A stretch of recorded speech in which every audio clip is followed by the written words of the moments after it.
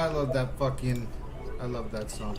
All right, welcome guys. It is, I think, the season finale of our off-season series, right? I'm pretty sure. Yeah. Yeah, because after this everything changes. So okay, season finale of the off-season version of UFA. I think this is the final episode where it's like not 100% football fucking related on this goddamn Hey, show, Monkey, you know just so you know, you're good on the mic. Perfect. Awesome.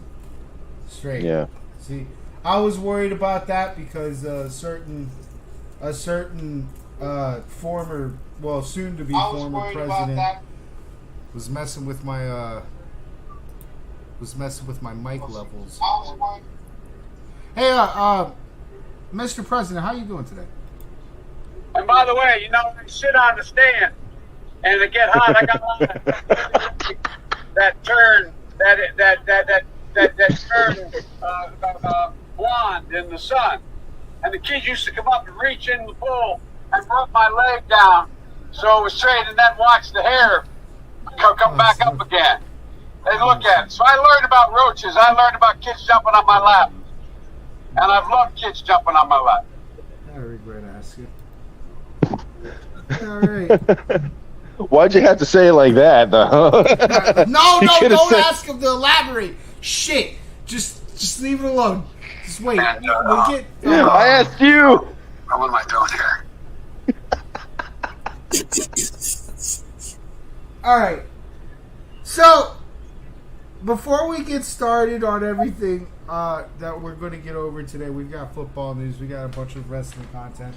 I want to update the 5-6 people that actually tune into this show on a regular basis.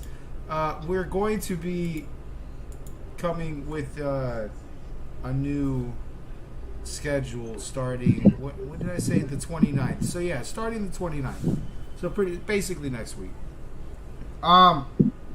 This is going to be the schedule going forward for the football season. We had a lot of discussion as a team on how we're going to make everything work now that we decided we wanted to have wrestling content and all that too, and that's been going great. So we are going to be doing, when applicable, mind you, because it doesn't all start on the 29th. That's just when I designated the week that the plan starts. Come on, man. Mondays, we're going to be doing Monday Night Football live react streams for the football season. So, I know on some platforms it's going to be harder than others, but we won't do anything to get us de-streamed or anything. It's not like we're going to be showing the game or anything. We'll be here watching the game. We'll have a live reaction to the game. We'll recap it afterwards. Cover basically the basics of what we saw in the game. That way we can, keep it off of Tuesday. Tuesday, the regular UFA show will still be a football 9 p.m. show. That one's going to be strictly sports related, so football and basketball and all that. When is it? Then after that we have Thursday. Thursday is going to be where we move all of our wrestling content. We landed on, I'm sorry, Cody, the votes are in, dude. We landed on unsolicited wrestling opinions for Wednesday, the UWO. So UWO Wednesdays. We didn't make shirts. Nah, dude, I'm branding the whole fucking thing, and you goddamn already know what it's gonna look like. All right, so you need to make shirts. Yes, sir. I'll mail you yours. I'll mail everybody theirs. Yeah, UWO will be our new wrestling podcast. That'll be on Wednesdays. Or Thursdays, excuse me. So that's something to look forward to. That'll be just fully WWE content. By the way, just for the record, fuck you all. Whatever relevant news in wrestling because we do cover other brands as well.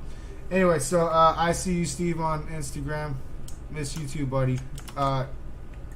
Whenever you're getting the fuck back on the pod, but congratulations on the kid. So hold on, that's not the rest of the schedule here. Excuse me, I'm seeing a lot of shit going on in the chats here. Saturday is going to be live reacts for WWE PLEs whenever those are applicable. So those aren't every Saturday, obviously. Those are like it sucks because I don't work during a lot of those things, but I'll do what I can. Like I'll pop in from time to time, like while I'm on the clock. Hell yeah. Steve used to do that too, and PJ used to be able to do that. I can hear Cody. I can hear an echo coming out of your mic. What? Oh, hold on. Yeah. Huh? How about now? Sundays, not as much. Sundays. Not as much. No, not. Sundays we're going to be doing a Sunday night football live react stream. So basically the same thing as we're doing on Monday nights, but for Sunday night football. So basically what this schedule is going to do is spread everything out, all of our content out, so that our live streams are shorter. But we are on more often, so you'll see all of our ugly faces and hear all of our shitty opinions. We will definitely be betting and all of that somehow, most likely on the UFA show, because we'll have the time for it now. So Brendan will be able to lose you your house and your mortgage and your car all next year, or all throughout the year this year. So yeah, that's basically the news for UFA. Let's get into some sports. Let's get into the sports. I'm seeing. By the way, I'm seeing the kick. I'm seeing the rumble. I'm super frustrated that fucking StreamYard ain't picking up these numbers, but that's awesome. It's nice to have you guys with us. All right, so let's get to Biden. Are you ready for some sports news, sir? Did you get your medication in? Are you going to be able to do this? Oh yeah, I just took a fat line of blow. I am so ready. Yeah, man. By the way, everybody, welcome Joe Biden, welcome Tony, and welcome our new host Zero to the co-host. Yes. All right, Mr. Biden, let's while we still have you, let's get to some sports news. Now, earlier in our pre-show chat, I promised one of the best sports stories we've ever done. I wanted to break down a history briefly here. Are you guys familiar with the baseball player Nick Castellanos? Yes.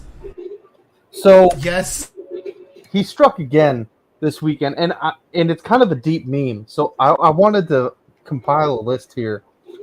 What Mr. Castellanos does is he reads the news and decides to have great games every time there's a tragedy.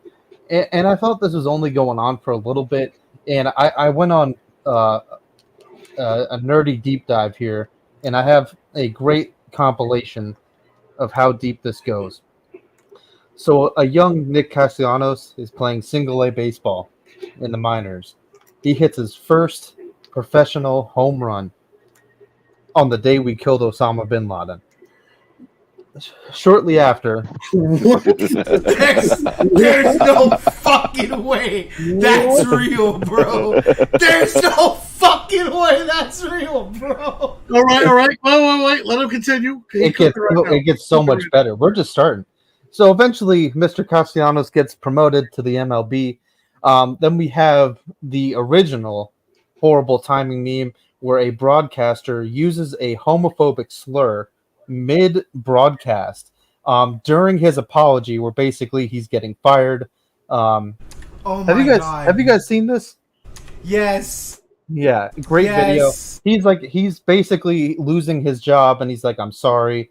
to my wife and my family, and Nick Castellanos drives one deep left field. So this guy's getting fired, hits a home run. Shortly after that, Fernando Tatis has a career-threatening injury. 2 minutes later, Nick Castellanos home run. Shortly after that, the stadium had a eulogy for a World War II veteran that had recently passed away. You guessed it, another home run. Next year, they're playing baseball, and there's a tribute video because today's date is 9/11. Nick Castellanos, home run. Shortly after this, That's too fucking insane, bro. Shortly after this, one of the opposing team's coaches earlier in the day is giving an apology for getting a DUI. Nick Castellanos home run. Now, he's the historical yarder. No, he's the historic slugger, bro. It gets so worse. So you guys remember that thing at the Grammys or whatever the fuck show it was, when Will Smith slapped Chris Rock? Keep my wife's name. My wife's name out your fucking mouth. Fucking what? 10 minutes after Chris Rock was slapped, Nick Castellanos hits a home run. A few months later, God. Steelers quarterback Dwayne Haskins tragically passes away in South No Carolina. fucking way! Nick Castellanos home run. He went yard for Haskins. That's so fucked up, bro. Bro, if I hear any mass shootings, I'm fucking gonna lose it. Oh, we're getting there. Memorial Day, of course, remembering everyone who has died in service. Nick Castellanos home run. Yeah, okay, that one's a given. They have a eulogy for the just deceased PA announcer of the stadium, Nick Castellanos home run. See, he's doing it like, yo, this one's for this guy. Yeah, pretty much.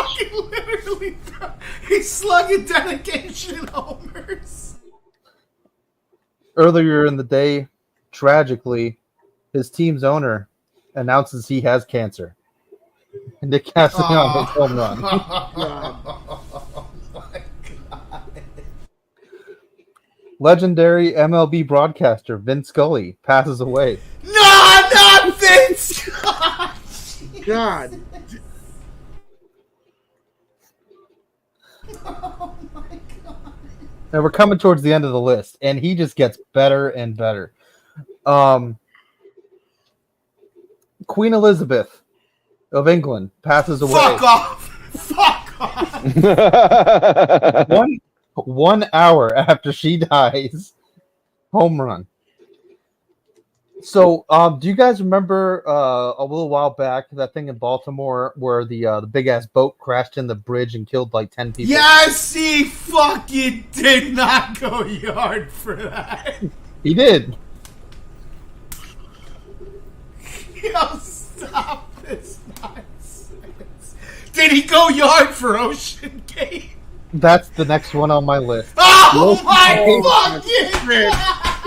Oh, shit.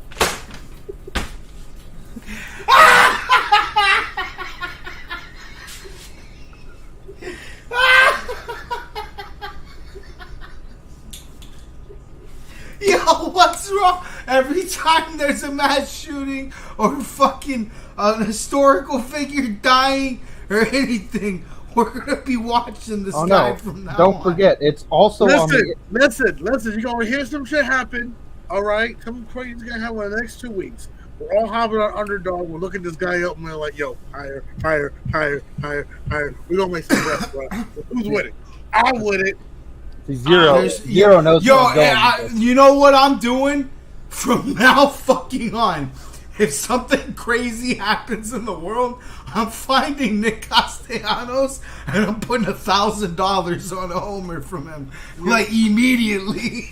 Now, we can do this after deaths, but we also have to remember it's also on the anniversaries of horrific events in history. So we came up on the anniversary of the nuclear bombings of Hiroshima and Nagasaki. And do you know what he does? Goes yard for fucking Japan. He hits 2 home runs, one for Hiroshima and one for Nagasaki. This is all true, by the way.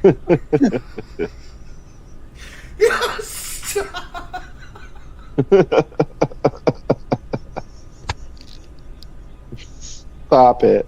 Stop it. You're killing him. Look what you're doing. You're killing the poor guy. Look what you did to my boy. My poor boy.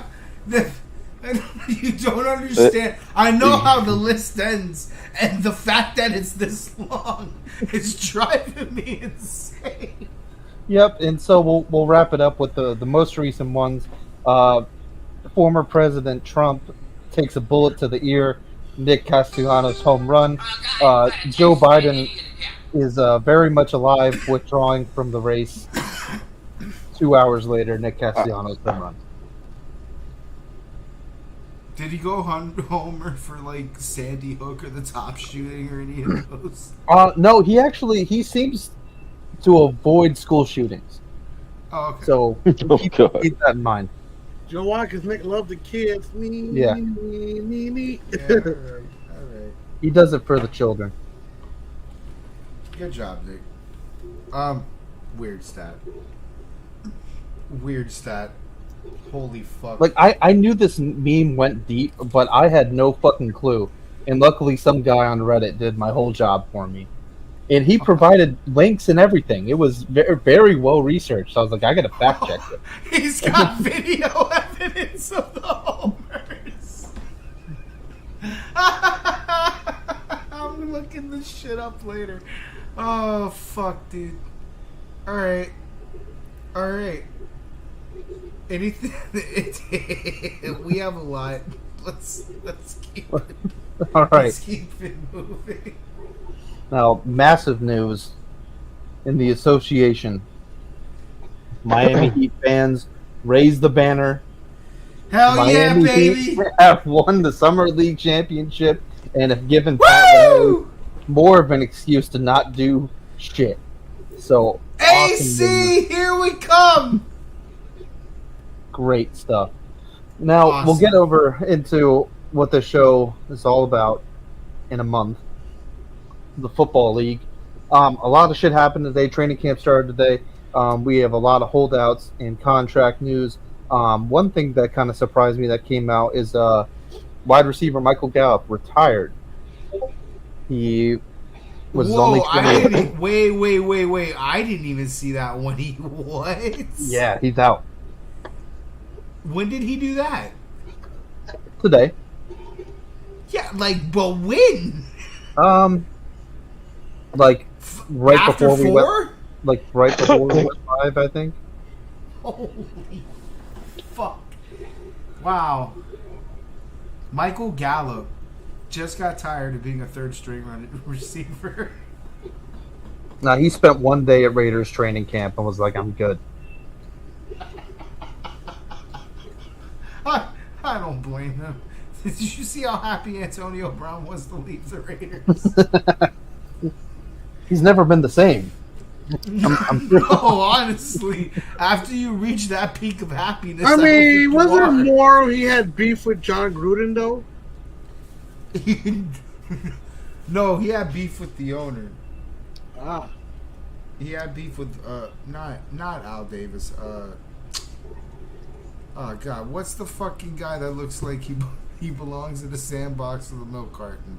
Fucking remember his name. Mark Davis. Yeah, Mark Davis. He had a problem with Mark Davis, and the head coach at the time. I don't think it was Gruden. It might have been, but I don't think it was Gruden.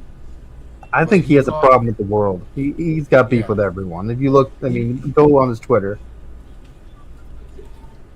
CTESPN, shout out.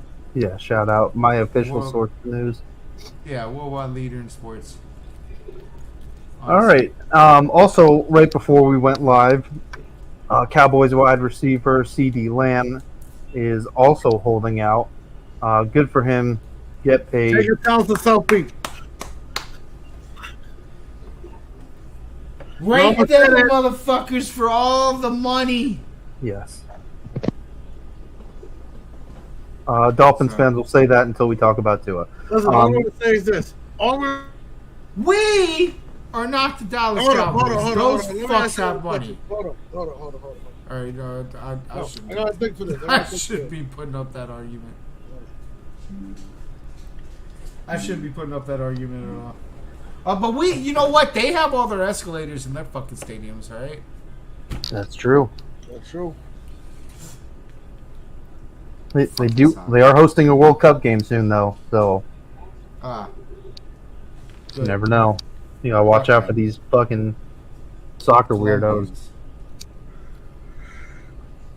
All right, and other holdout contract stuff related news. Matt Stafford, they adjusted his contract, gave him a bunch more money. Same with Amari Cooper, gave him a bunch more money. Speaking of getting money, congratulations. Big round of applause to Tyson Campbell, the number one cornerback in Jacksonville. 4 years, $77 million, $53 million guaranteed, highest paid cornerback in the league. Congrats, dude. That's awesome. Holy fuck. Love seeing that. Better get a pick record with all that. Yeah. Kenny Clark from the Packers, he got a big extension too. Good for him. Good player. Christian Darrisaw, the tackle from the Vikings, getting up to $113 million on a new extension. Good for him. I love this time of year, man. It's always people getting paid. Everybody gets their bag. Yep, exactly. You love to see it, man. Now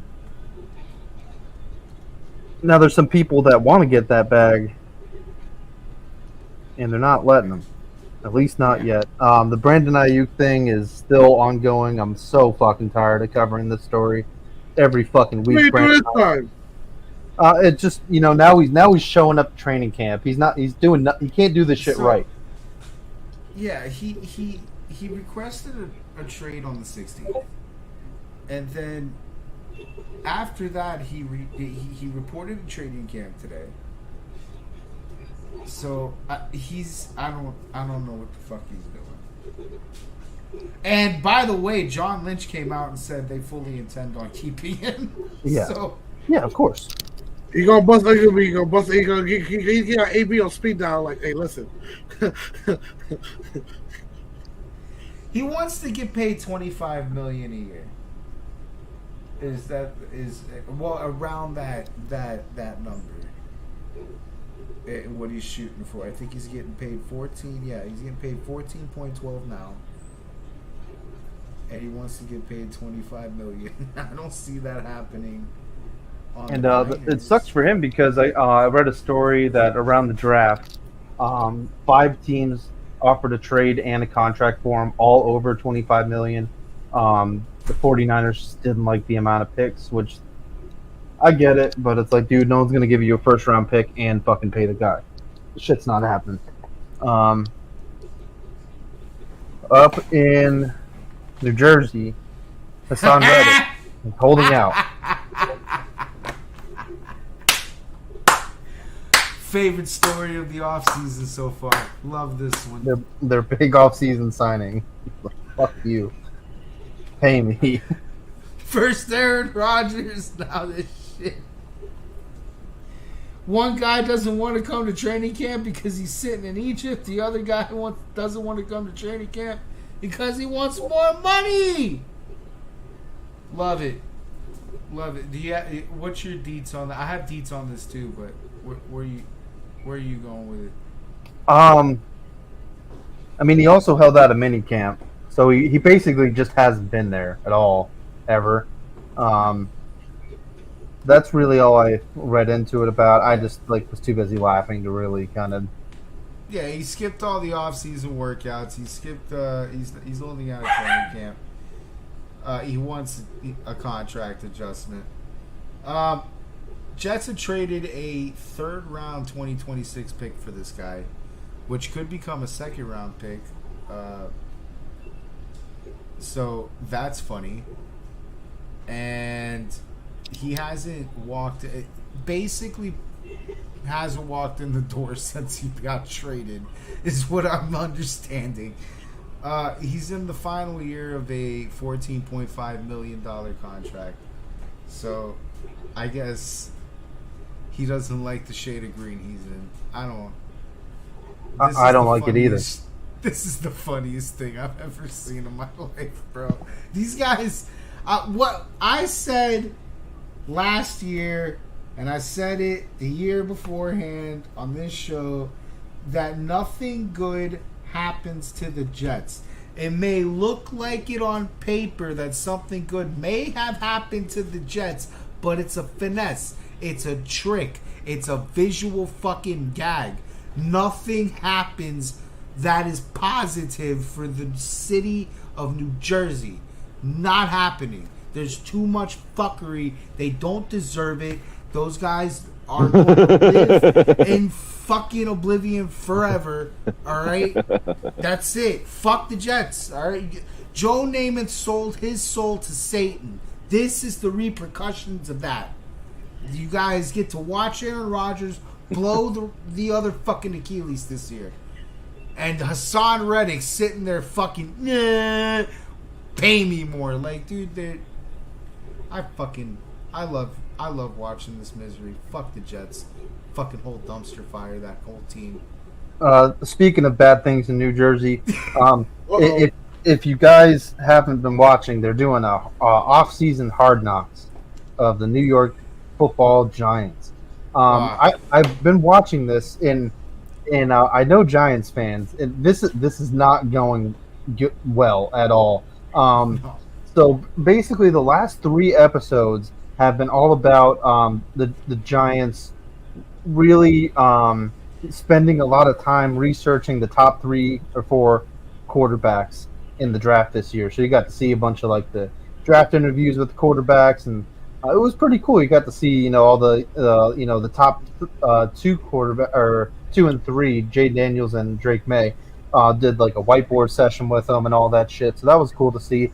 And then apparently on the episode that's airing tonight, I saw a preview of it. It culminates with the Giants calling the New England Patriots to try to trade and pick Drake May for basically Elliott Wolf, the Patriots GM, just to tell them to go fuck themselves. So the Giants did all this work for nothing, and they are stuck with Daniel Jones. So this will probably end very bad for them. I'm assuming that either Drake May or Jaden Daniels will end up being a Hall of Famer, while the Giants suck. So that's great. That's great for them. I love watching this play out in real time.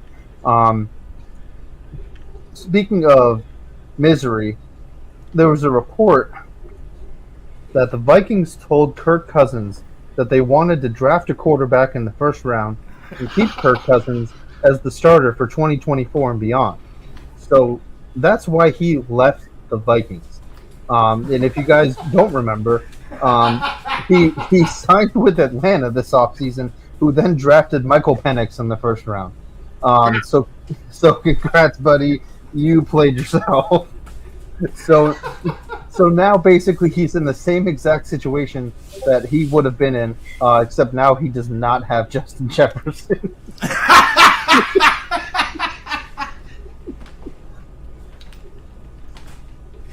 Ah, fuck, dude. Do you know what I missed the most about having Kirk Cousins on the Vikings? Whenever he was doing good and they run that clip of him on the plane with all the chains on. Oh, dude, you don't think they're going to do that in Atlanta the 2 times they win? Are you kidding? It's only going to be twice. It was fun. It was every other day. You know what I'm saying? Dude. Come on, that comeback against the Colts a couple years ago, bro. That show was fucking amazing. Hey, they're gonna bring Kirk Cousins to Magic City. He's gonna be throwing money at all the strippers, bro. It's gonna be great.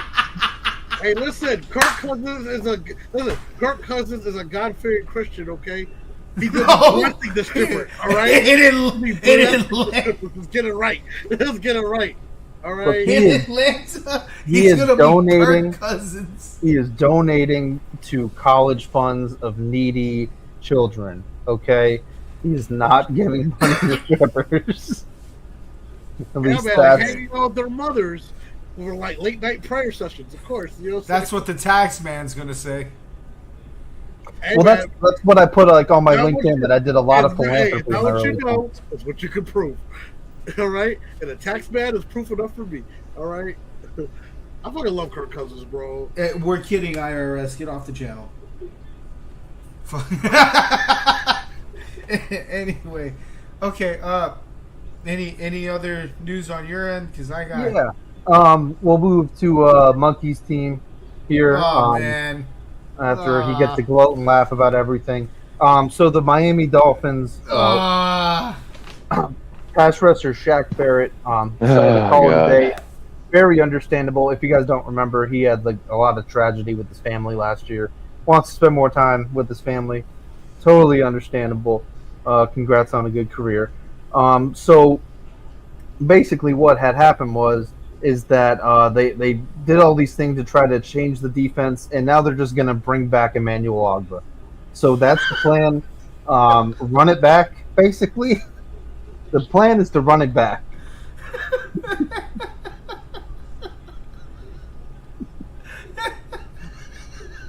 I like how you put Hell of a plan. That was fucking beautiful. Yeah, we completely fucking reworked the whole defense. Hey, E-Man, come on in, buddy. We only got a month till preseason. Let's go. You got this. They just need to trade. They need to trade for Van Ginkel. Just trade for Van Ginkel, bring him back, and we'll be good. Yeah, fuck. Where did Gink go? Minnesota? Yo, dude. Yeah. You don't want to be up there, Gink. Oh, man. And speaking of going back to doing the same shit, Dolphins' big splash this summer was getting Odell Beckham Jr., who's already hurt. Listen, he's going to be good for like one play, and that play is going to be the play that matters. Watch. Honestly, so I have a Look what he little did bit in of LA. context.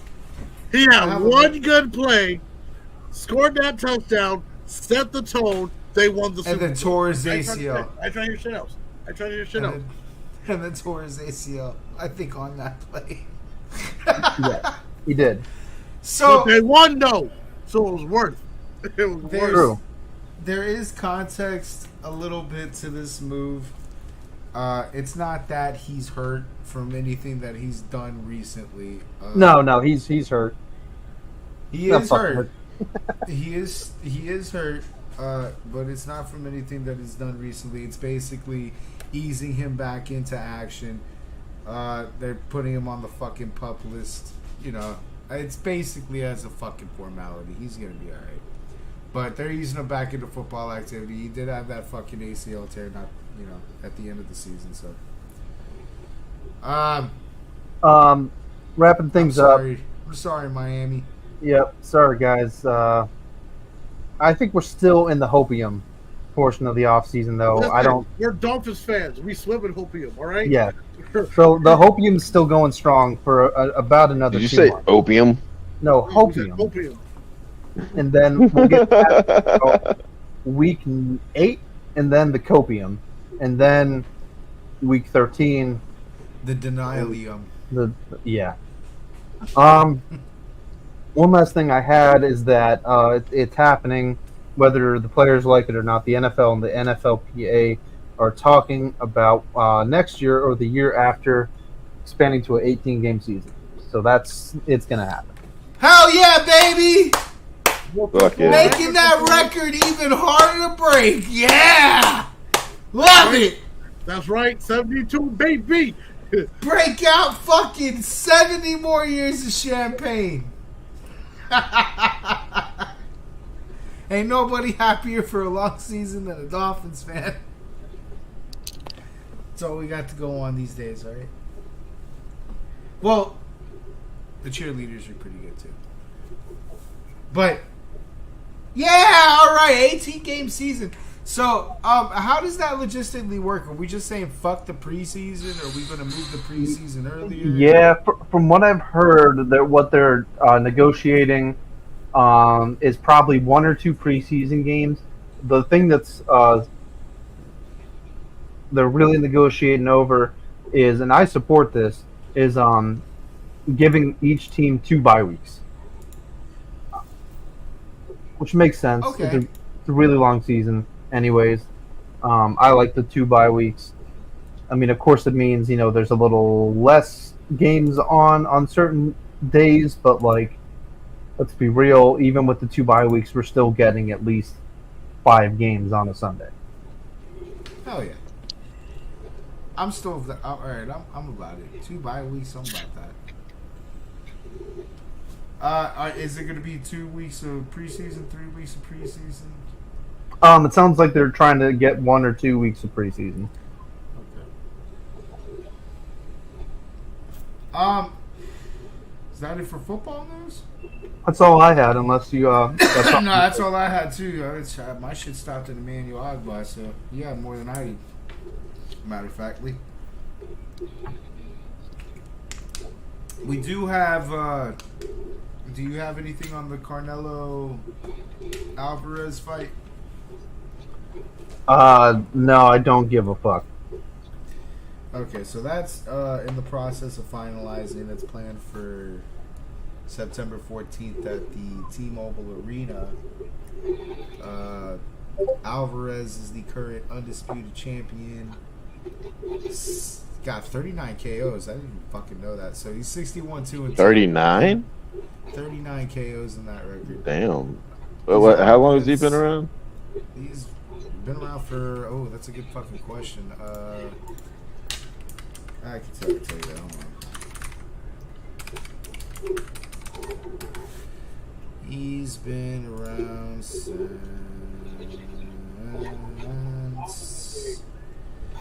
2005. Was his first win. Almost 20 years. Yeah, he's been around for a minute. He's going up against Edgar Berlanga. I'm sure I butchered that name. He's Yeah, you did. All I heard was Edgar. Edgar Berlanga. He's 22-0, 17 KOs, so he's undefeated right now. Young buck. We also have LeBron James being Captain America. Yeah, that's kind of cool. LeBron gonna be the guy carrying the flag out for America at the Olympics. So that's cool for him. First time a men's basketball player is doing it, which is kind of surprising, knowing that we had fucking Jordan out there, Kobe out there. Actually, I kind of get the Kobe thing. I know people don't like to talk about that, but at the time, I love talking about that, but the allegations. No. The stuff around the allegations, I kind of just ignore the allegations. Yeah. I guess in related to that, U.S. men's basketball has gone undefeated in warm-up games. So that's cool. He also got to be the savior of the team. Didn't want to fucking go down to some Germans. He scored 20. He dropped 20 points. He's the flag bearer. I think he's not even he's not going to be on the team full time, is he? He's a bench player. Oh no, he's a starter.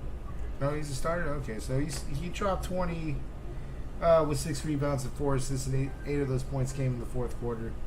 Beat Germany 92-88. It seems like the starting lineup, from what I can get from these games, looks something like LeBron, Curry, along with Embiid, and then Tatum, and then depending on the night, Drew Holiday or Devin Booker at guard.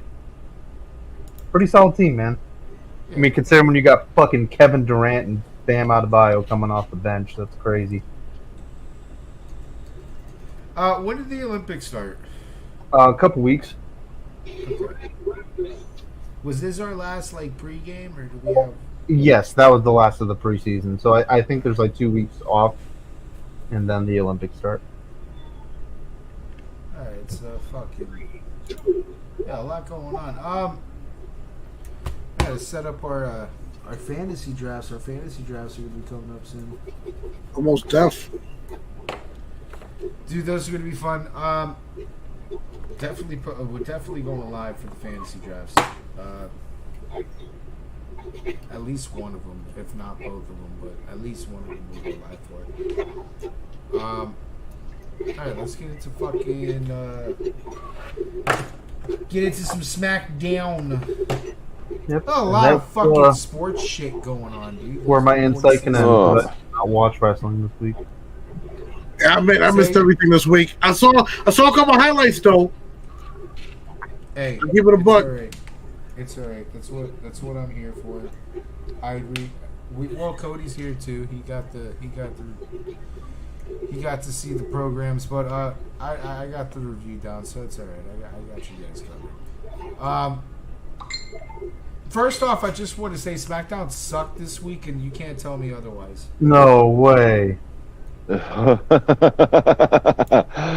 I mean, a fucking LA Knight and Logan Paul were pretty funny. You think he's probably gonna get it off though? Get the belt off him? I think so. I hope so. Don't get the belt off of Logan. That'll be a fucking crime, bro. Well, here's the thing. All right, He's got that Prime logo on the fucking ring. Yeah. If the Prime logo isn't there, then he's probably gonna win it. If it is there, chances are he's not, because Logan Paul will not lose the title. Get pinned on a fucking Prime logo. No, Yeah. I call that poetic effing justice. All right, You know how much meme? Oh my god! Oh, I can't even think of the memes. You know what I think I'll be posting all they're of them. doing with Logan Paul is that they're gonna fucking. That would generate so much. No, they're gonna put him on a long run, and they're gonna make it to where we're fucking annoyed and we want to see him lose already, because that's the allure of the Paul. You're tired of seeing him fucking win. You want to see him get his ass kicked already. I'm tired of seeing him fucking hold on to that belt. Just defend it once or twice already. Goddamn. Oh, didn't Will Schefter put that in our chat earlier? Something like he's had more lawsuits than title defenses in the past year. Yes. Yes. Good job, Logan. Way to crypto it up, baby. Yeah, that CoffeeZilla shit was crazy. I saw that. I'm a YouTube guy. I see all the YouTube. Yeah, is that case still going? I think so. Anyway, so for SmackDown, we started off with a Cody Rhodes town hall.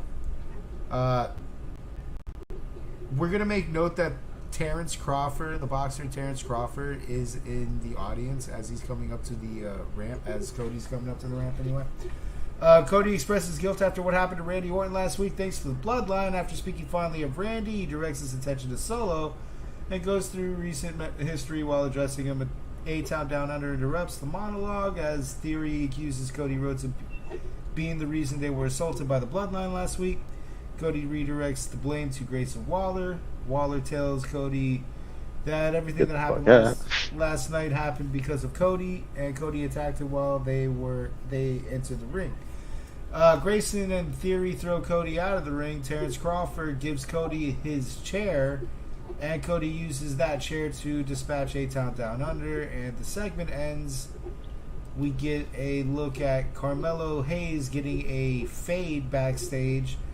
He talks some shit to Andrade and leaves. As we come back from a commercial break, Cody Rhodes is seen speaking with Nick Aldis, asking for a handicap match against A-Town Down.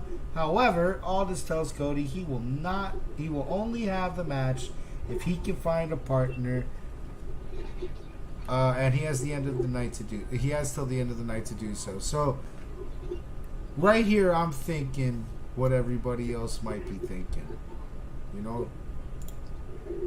Yeah, yeah. You could be a little more ecstatic about reading that. I'm thinking the same thing everybody's thinking here.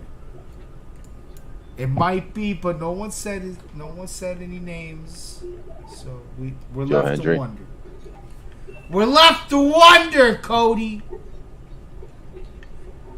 Anyway, after that we get Carmelo Hayes versus Andrade at the beginning of this match. Carmelo is noticeably slower than Andrade, and Andrade is seen holding up for Melo to get moves done. However, this improves after the first 5 minutes, and these guys put on one hell of a match. If there's a sleeper category, this match nailed it. It was pretty fucking good. The crowd here, by the way, super behind Andrade. We're in Nebraska. We're in Omaha, and they're like, unbelievably behind Andrade. Like, this is the loudest crowd I've heard for Andrade. After that, after we get a wild match, Andrade lands the message, so he gets a pinfall. He goes over on Carmelo. Just wanted to. Do you think Carmelo is a good heel? Yes, it's in development. It's yeah. You're not going to see it yet. He's just coming into the roster from NXT. But that whole I'm a prick, I'm a first round draft pick, treat me better. Yeah, it's a good gimmick. I'm not mad at the Hayes gimmick. It's fucking just annoying enough to be entertaining. But dude, his in ring, the match with Andrade that I saw was fucking. If you're a wrestling guy, that was a good match. Yeah, it was. I have to say that because after we're about to get some cringe, dude. I just want to say right now, before I get into this, the side-by-side interview shit, don't do that anymore. Can we stop doing that? That's the whole setup. It looks weird for wrestling, bro. Just put him in the ring, let him cut a promo. So we have a Nia Jackson and Bailey side-by-side video interview. So can I make a side note? Yeah, go ahead. What? I never get to it. Does anyone have the details behind like MVP and fucking Bobby Lashley and them getting released? We're gonna talk about that kind of stuff after this. No, that's all right. We can segue that. That's a good question. Bobby got a. I was gonna bring that up actually.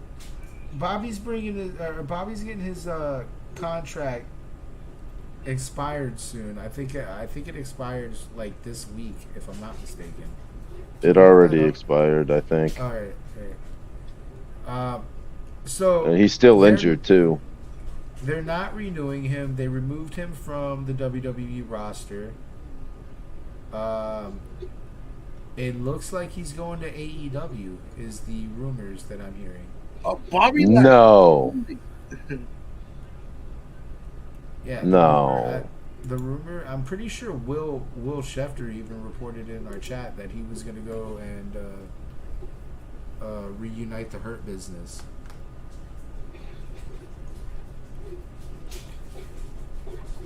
And that, which I think Ricochet is going over there too, and he wanted to put Ricochet in that. So.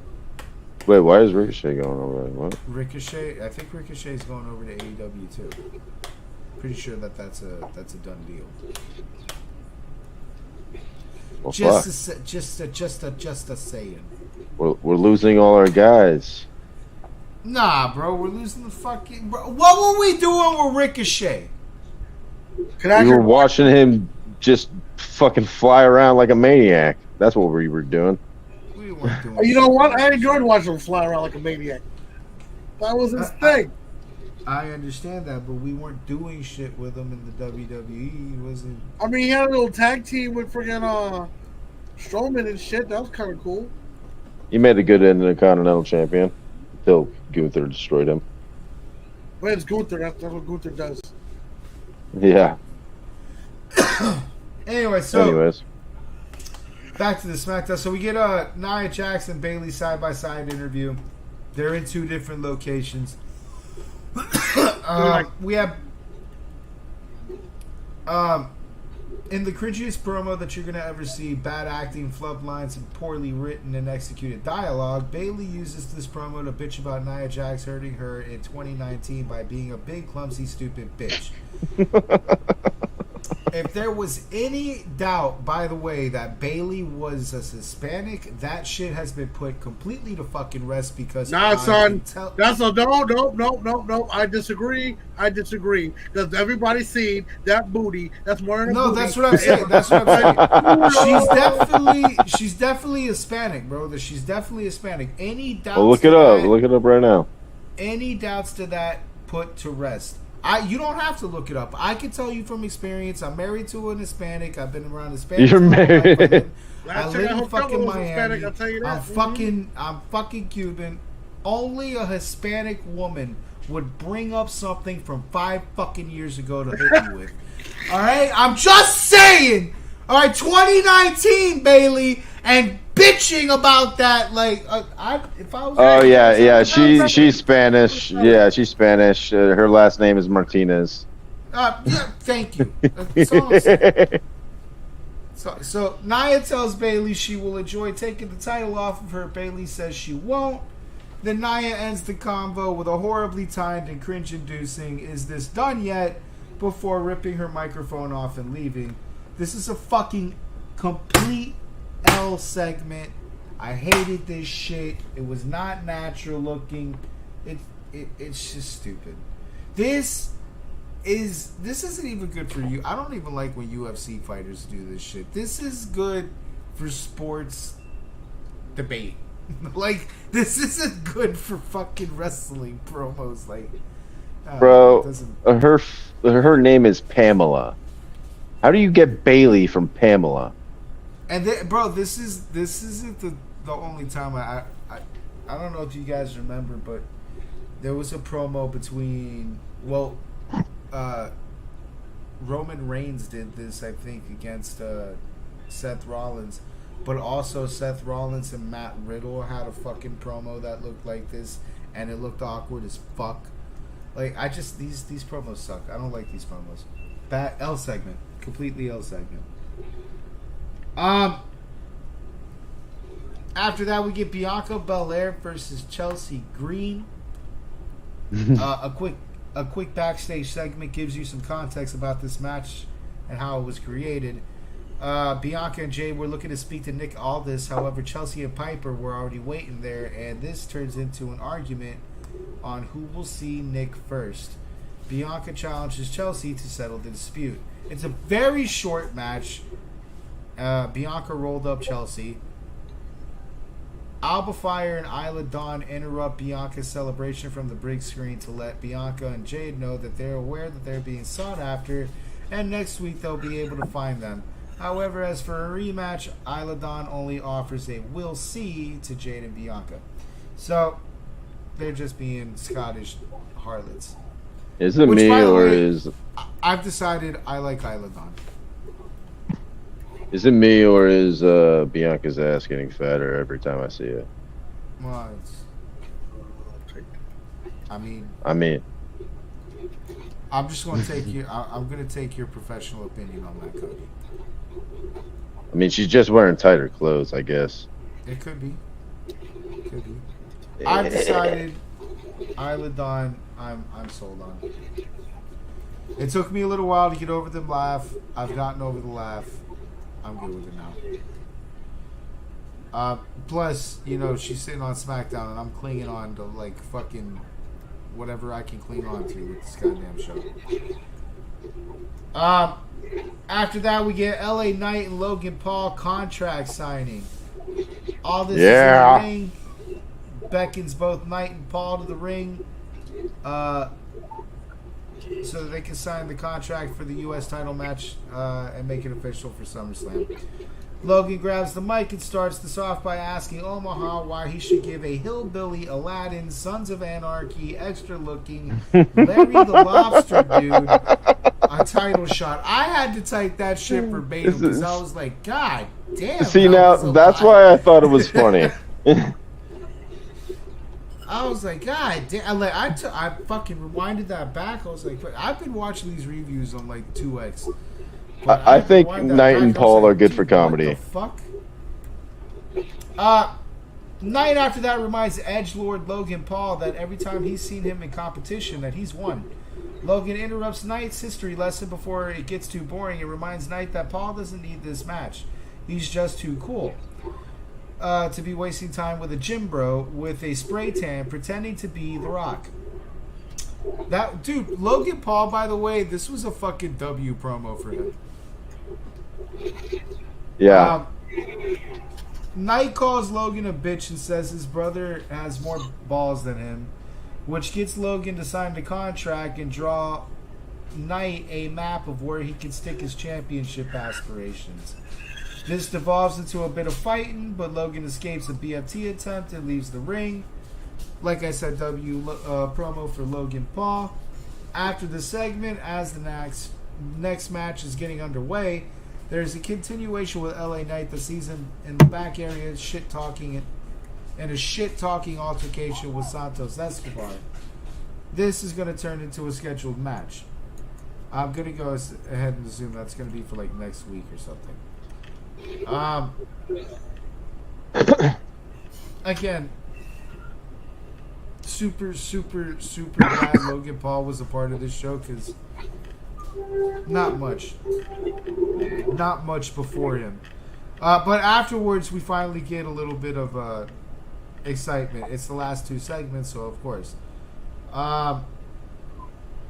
Tiffany Stratton versus Meechin.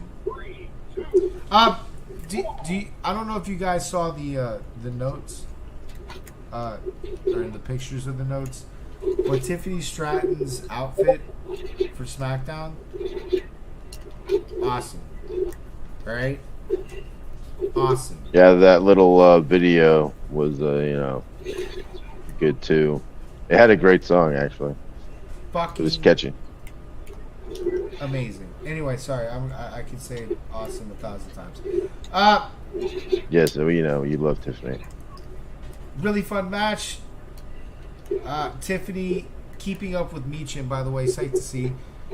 At some point in the match, Meechin has control of Tiffany outside of the ring. Nia grabs Meechin's leg, which distracts her.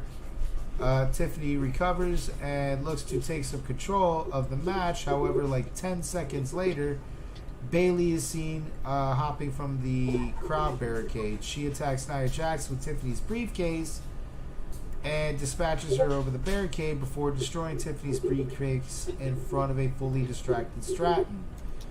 Meechin scores a pinfall victory via roll-up, and Bayley tosses Tiffy her ruined briefcase. Which now I'm kind of, you know what we're going to see now? The Tiffany Stratton bedazzled briefcase, yes. The Miss Money in the Bank briefcase. Well, if you remember, the previous briefcase, this year's briefcase was like a. It had, what was it? It had the Vought logo on it. It was for the boys. It's all right. So, yeah, that's got to go. If Tiffany's gonna hold it, that's got to go.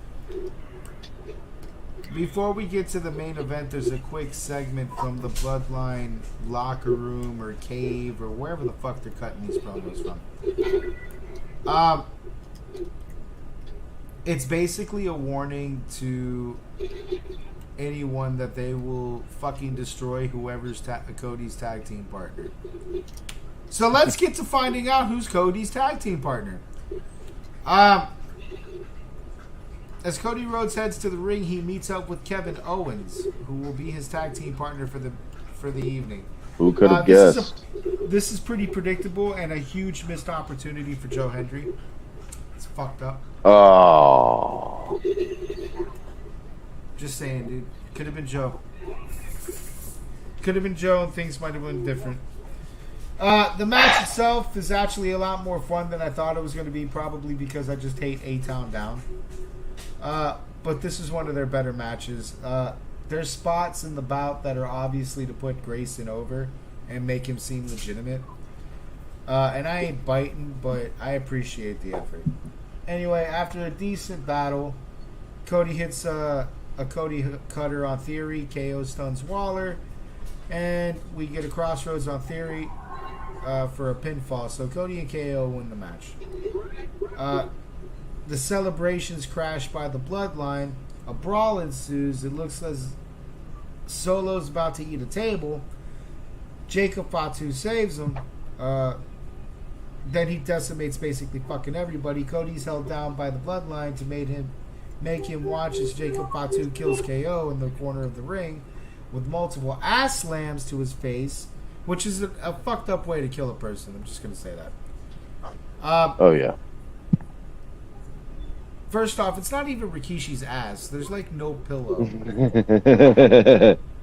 It's just straight. There's no butt pillow, slams, bro. Like there's no fucking.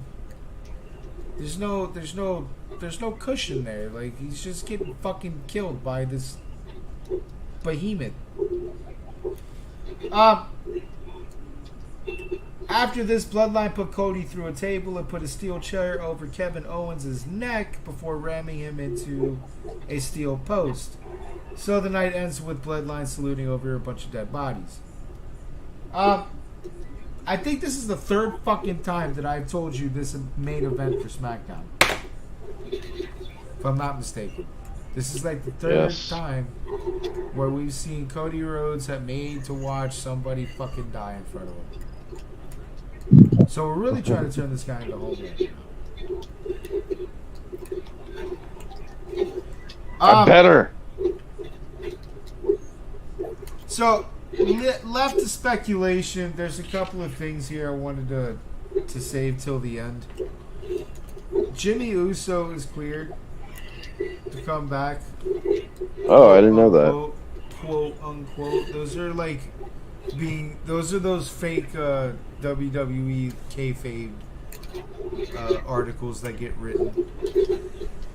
But one got written for fucking Jimmy, so Jimmy is quote unquote ready to return. Damn. And then there's a bunch of Roman Reigns rumors for SummerSlam. So SmackDown needs to pick up. This shit's getting... listen, I understand that a lot of things we're waiting on with that fucking show, but it's getting hard to fucking review it. I'll tell you what show isn't having any fucking problems though. WWE Raw. No problems. Well, they're in Green Bay. Monday Night Rollins. This one was good. They're in Green Bay though. I think that would be the only problem.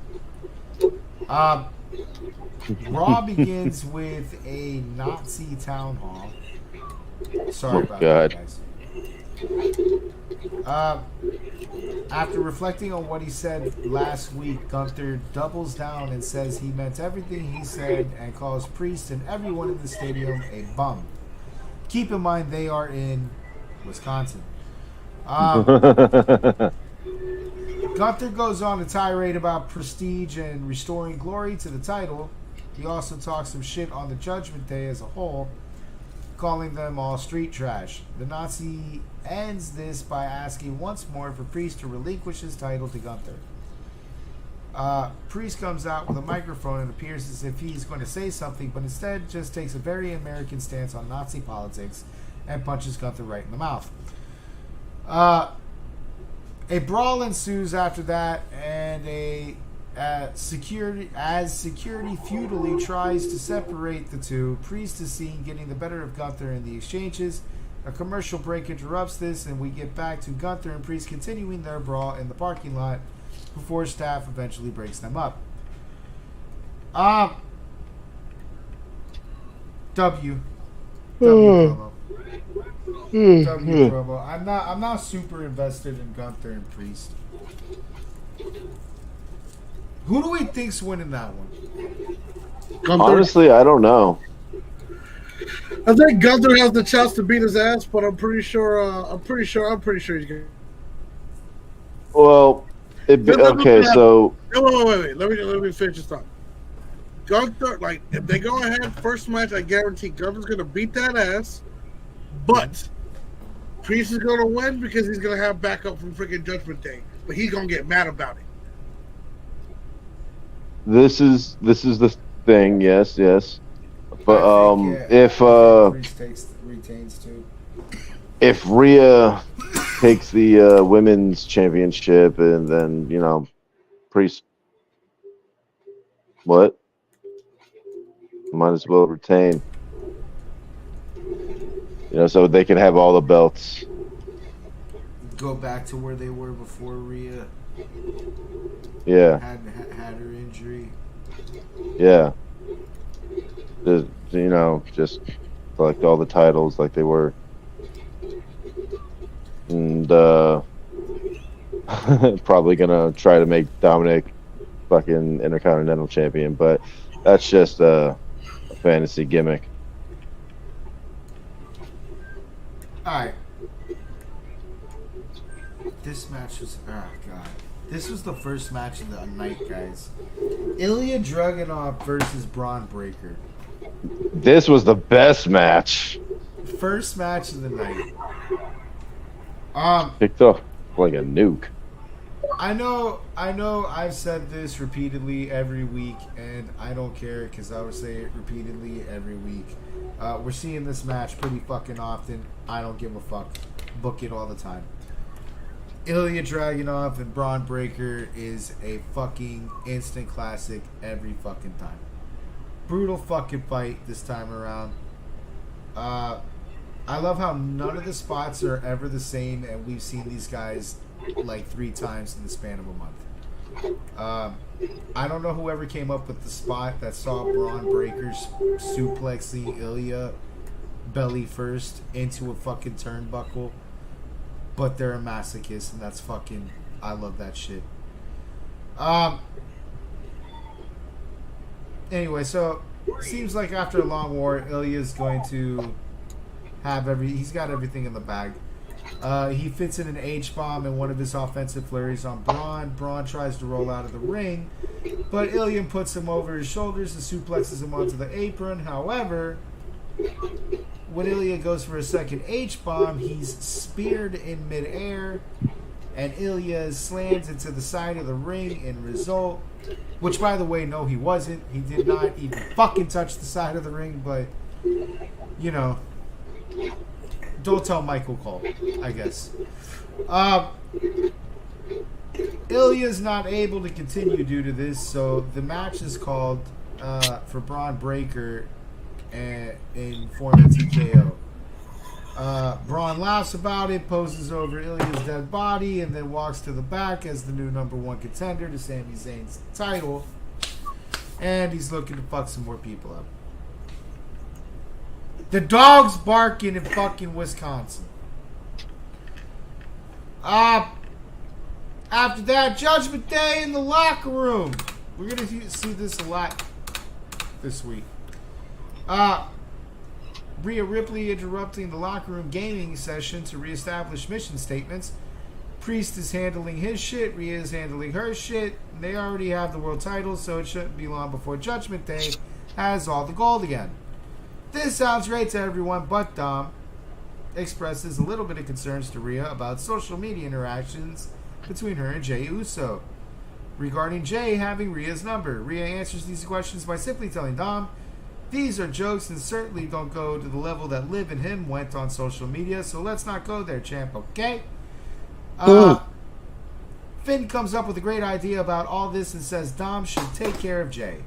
Rhea is opposed to this idea, and she's being accused of defending Jey. She states she sees no point in starting a war with him right now.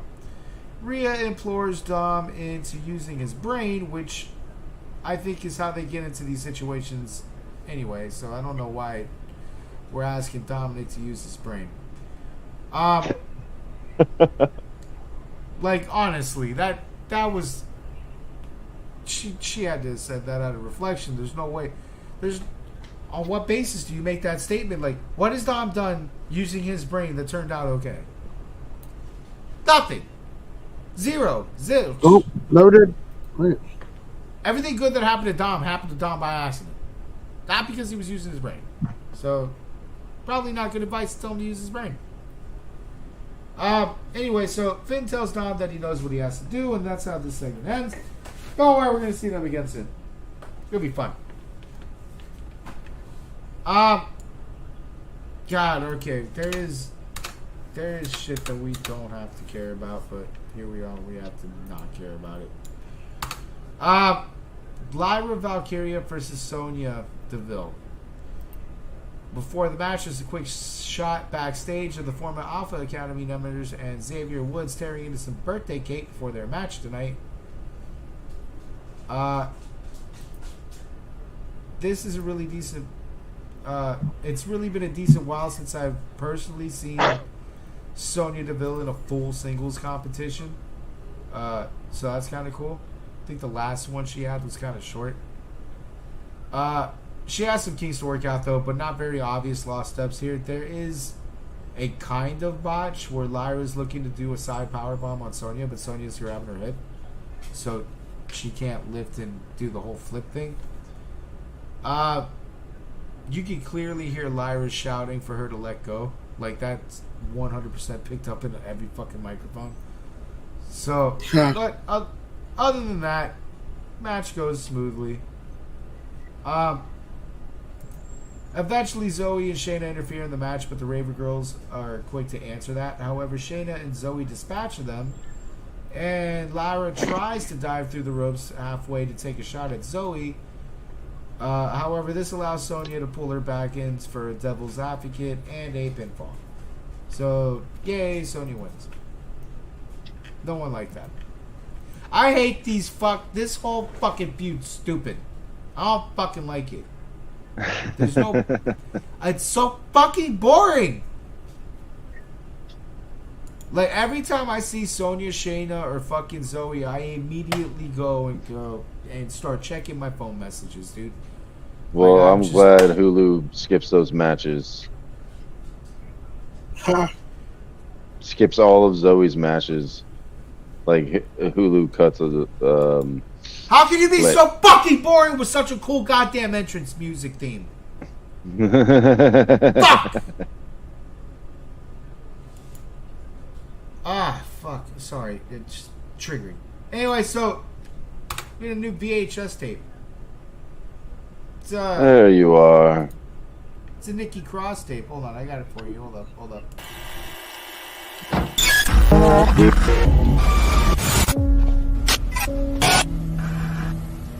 Look at yourself. Look at yourself. Look at yourself. They lied to you. They lied. Ignored you. Watched you suffer. In solitude. I have been the answer all along.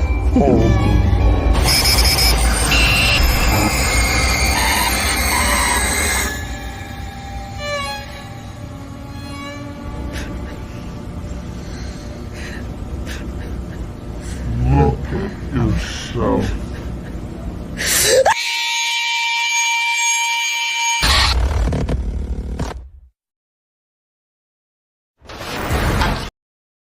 Fucking ear hurts. God damn. Yeah, that was pretty piercing. That's it. They're taking the horror. They're running this horror shit, bro. That's what it is. They do what they say. I see that they're going through the rest of the family members now, so that's kind of cool. I can't wait. I want to see the one that seems to be getting sandbagged is Gacy, dude. Like, I really want to see what we're doing with Casey. I just feel like, bro, like, come on. He's got the name for this shit. Like, he's got Casey in his fucking name. Yeah, I don't. What's wrong with this? I don't think that's a good idea. No, fuck that. Roll with it. Fuck. You have a serial killing fucking offspring in your new fucked up clan of fuckery. I need more people dying. If it's good enough for Dan Snyder, it's good enough for the WWE, all right? Exactly.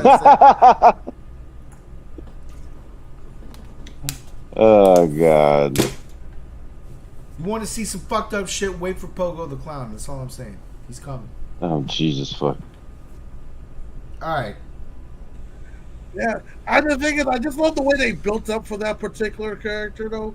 Like how, like, this lady was in that, the women's battle royal, just spaced the fuck out. And we're like, yo, what the fuck is wrong with this lady? That was random as shit when we first saw it. We were like, what the fuck was that? It's Nikki Cross just being You know what I'm fucking saying? Nikki Cross. So now that you realize that they're all that like going somewhere, you know what I'm saying? It definitely like it's just the payoff. I'm not just saying let's just enjoy the payoff. But in the meantime, I'm gonna keep it a buck though. I'm gonna keep it a buck though. As far as she's concerned, when you look at the screen, guys. Would.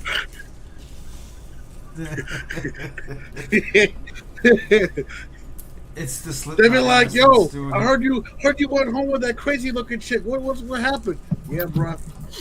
Damn, my business. What she doing? Hey, where's she at? Is she still with you? I'm like, yeah, she here, but she's on the bed.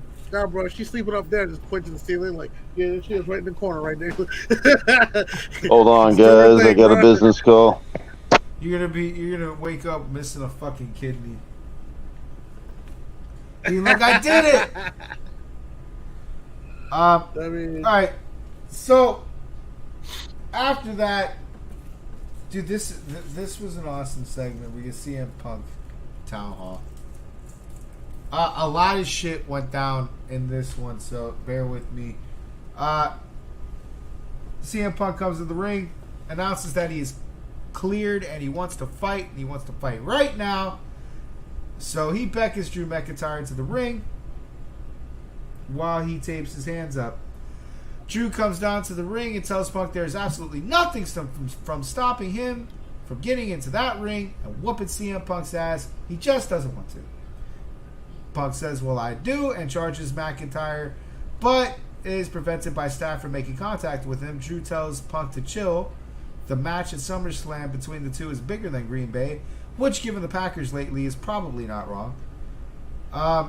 He tells Punk that he is feeling too emotional, and he just turns to family in these times. When he is feeling too emotional, he turns to family. And then he pulls out Punk's bracelet, which is a douche canoe move. As Punk is trying to fight through staff, Adam Pearce comes out to let Punk know that what Drew McIntyre isn't telling him is that their match is official.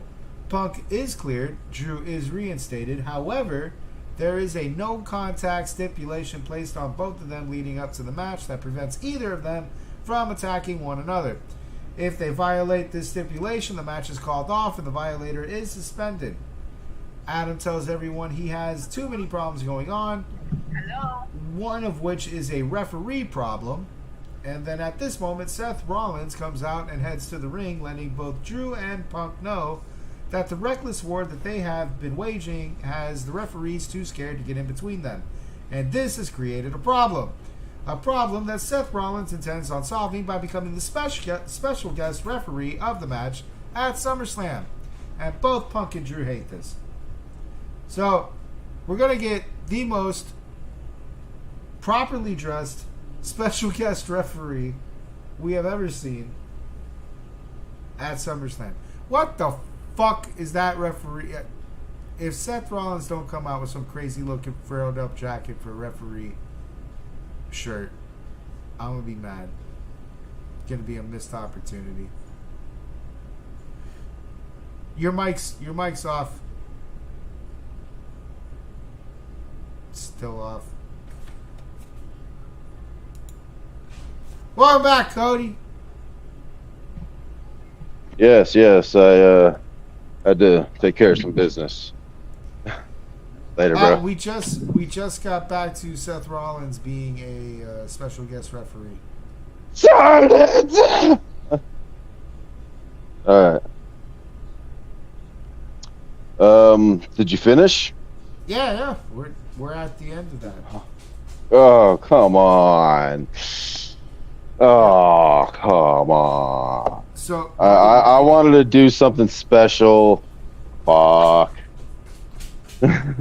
we're getting the most flamboyantly dressed special guest referee at SummerSlam.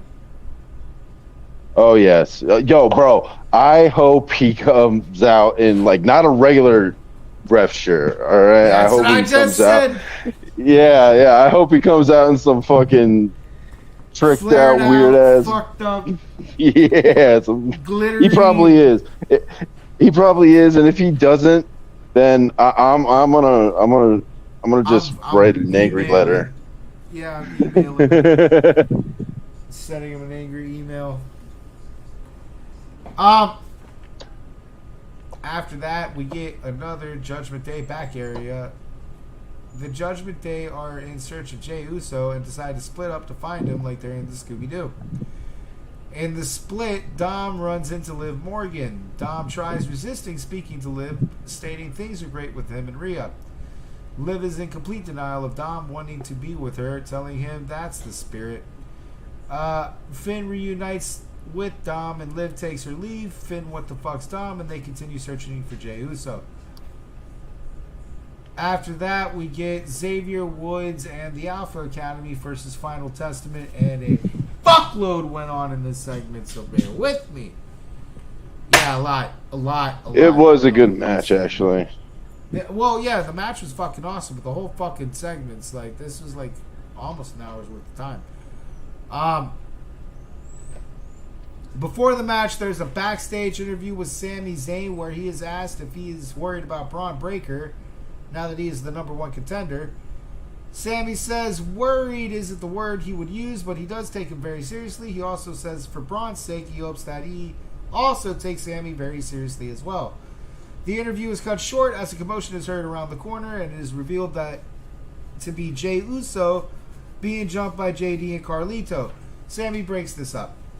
So, after we see all that, the match, which was a quick match, but there was a lot of action involved in it, so it didn't feel all that quick. Highly entertaining match, which, by the way, I say that anytime that I see Otis do a worm. So if Otis is doing a worm, it's a good fucking match. At first, it feels as if this is going to be a rout of the Woods and Cesaro. Final Testament abused them for a good while. But Woods and Cesaro rally with a huge burst of offense, looking for a hot tag to Otis, who trucks everyone out of the ring before hitting a worm on Akam. Otis is then cleaned out. Otis is then cleaned out by Karrion Kross. Karrion and Woods battle to a finale, and it looks like Woods is beating the shit out of Karrion. However, Karrion recovers and sneaks in a final prayer for a pinfall victory.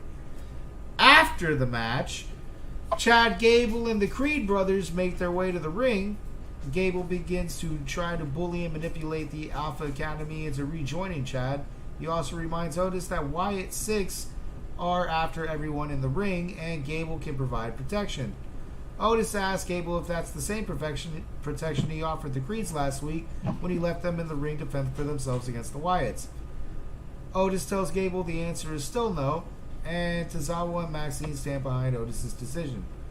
Gable has the Creeds attack Otis and Tozawa, and momentarily it seems as if Otis is gaining the upper hand, and it seems like he's about to give Chad Gable his upcoming.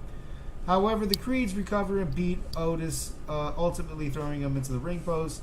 Otis falls out of the ring, and Gable hands the Creeds a couple of chairs to beat on him with, but the Wyatt 6 interrupt this by turning the lights out and filling the arena with smoke. There you are. The family gathers in the entrance ramp, creating a distraction as the Creeds are gearing up to take them on. Uncle Howdy appears behind Gable in the ring and tells him, "There you are." When Chad turns around, Howdy lands a Sister Abigail on him. I don't think we have That was seen ferocious. Sister Abigail in like 3 years, and it was a good one. But the way it was sold, and the way oh my god, it was vicious. And it's just like he looked at the camera. He's like, "There you are," and yeah, he did it. And then Chad sold it well. First says Sister Abigail in like 3 years. He better have. First Sister Abigail since Bray Wyatt died too. So had to be a good one. W segment all the way around. After that we get so this is starting to become a little interesting. At first it wasn't, now it is. Bronson Reed versus Pete Dunne. This match does not happen as Pete Dunne is attacked by Sheamus upon entering the ring. After this, Sheamus and Reed go at it, but Sheamus knees Bronson in the jaw and basically kills him. Sheamus gets Pete Dunne in the 10, beats a Bodhrán, and then looks for a brogue kick, but Pete rolls out of the ring, so Bronson eats that kick instead. In a later interview, Sheamus challenges Pete Dunne to a match. I'm guessing that's for next week. Which, by the way, what the fuck? Can we stop fucking Bronson Reed over? Like, how the fuck come Bronson Reed can't just have a clean fucking one-on-one feud with... Like, this is the second time someone's just interjected themselves into a fucking feud he was having. And now he's like a third wheel again. I agree. I agree. He's bro. I like that guy. I don't know why they underuse him or whatever. Like, come on, man. Put him in a fucking feud with Braun Strowman and stop fucking around already. Or Otis. Yes, or Otis. Let them both. Otis is kind they can help each other climb up. Otis is kind of in the whole Chad Gable thing, but Braun What? Strowman ain't doing shit. As the president of the United States, I fully support this. It sucks when you got a good feud with someone. Take you out of it. They don't even fucking tell you, and they just put some bitch in your place.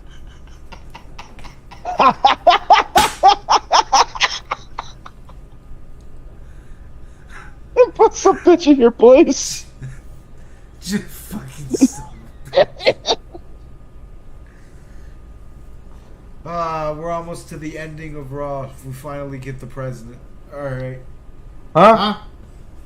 What?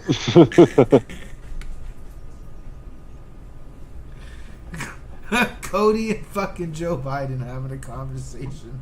That should be the next hour of this stream.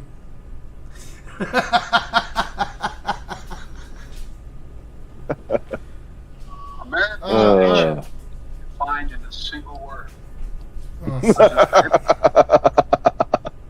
Foothills of the Himalayas. Xi Jinping traveling with them. That's travel 17,000 miles. What the fuck is going on? And He's rambling. Oh, fuck, Joe. Joe, you need to take the medication again, man. I don't even think that'll help, man. He's already like a foot in the grave. Oh, fuck. Alright, so we get the final Judgment Day in the back area segment. This is like 3 times tonight. Judgment Day back area. Rhea is perturbed by what just happened with JD and Carlito, and in this conversation, Finn Balor, growing increasingly agitated, says he is done with being disrespected and has set up a match to take care of Jey Uso and Sami Zayn, as well as Gunther next week. He's got big aspirations, Finn fucking Balor, bro. Like, in the middle of Rhea and Finn arguing about Jey Uso, it comes out that Liv made contact with Dom. This incenses Rhea, and she drags him to the ring. So, after that, we get a Rhea Ripley town hall. This is the fun one. This is all sorts of... I fucking wish Vivi was on the fucking stream tonight. Rhea comes out and simply tells Liv to come get Dom. If you want him, you can have him. Liv's music plays, but she doesn't come out the entrance ramp, instead opting to be in the stands. She has no intentions of coming to the ring tonight and prefers to wait till SummerSlam for Rhea Ripley. However, she did come out because she does have feelings for Dom, and she knows Dom reciprocates those feelings. She tells Rhea that Dom doesn't like girls that like Rhea. He likes girls like Liv. This irritates, which, by the way, that shot of that, like, turnaround, yeah, she like girls like me. That was like, Liv, can you stop? Well, Every 13 to 15-year-old fucking boy just look at my puberty is. just Damn, look at my right there. picture. When she turned around, I'm telling you, when Liv turned around and showed that butt and did the little hip hop, every 13 to 16-year-old boy just figured out puberty. Immediately like that. Liv Morgan just became a whole generation's of fucking children's fucking or teenage boys Pink Ranger. They're all getting the birds and the bees conversation. Like, that's all happening in this month. Thank you, Liv Morgan. Trish Stratus helped us. What? And by the way, it gets worse. So you go ahead and stack spaghetti sauce at a store and in a supermarket. You control the guy or the woman who runs the on a foot. What happened? No. Exactly. So what I'm saying is, it gets worse too. It gets worse because, like, you first you get the Barbie and the little ass pop there, but you have the birds and the bees already coming to you, and then you have a whole different conversation by the end of this. So let me get to that. So after she says that, it irritates Rhea, who tries to exit the ring to head up towards Liv. Dom holds her back, however. Dom implores Rhea to let him handle it, and Liv quiets the crowd down to allow Dom to speak. Dom then tells Liv he hates her. She's ruined his life, and he goes on a Spanish tirade, basically saying the same shit. He grew some hair on his nuts. Liv Those walks wibbles. visibly crushed by Dom, and Rhea is elated with the outcome, whispering something into Dom's ear, probably BDSM related, before licking his ear and kissing his cheek. So now you got the birds and the bees and the whips and the chains. Like, you have a whole bunch of conversations with these fucking The whips and the chains and the birds and the bees. Bro, it's funny because, like, Rhea and Dom are both married and Liv is single. Which, by the way, this is the second time. You don't have to be, baby, if you're watching this, come on, you know what I'm saying? How's your boy? I'm just south of y'all, you know what I'm saying, in South Florida. I'll let your boy back. I'll be in Orlando next week. Be in front of the what did you do? In fact, listen, I'm a full sale student. I'll meet you backstage at NXT. We can A do full this. sale Right? student. Let's go. Let's go. Wait, I ain't even bullshitting either way. Hold up. I'm Joe Biden. Oh, Lord. That was well timed. That was perfect. Liv. All right, I'm telling you, baby, you only live once. Like, how did you know? Just saying. I'm just saying. Look, this is what I know about Liv's dating record, at least in the Get Dom WWE. sloppy seconds. She is 0 for 2 after confessing her love.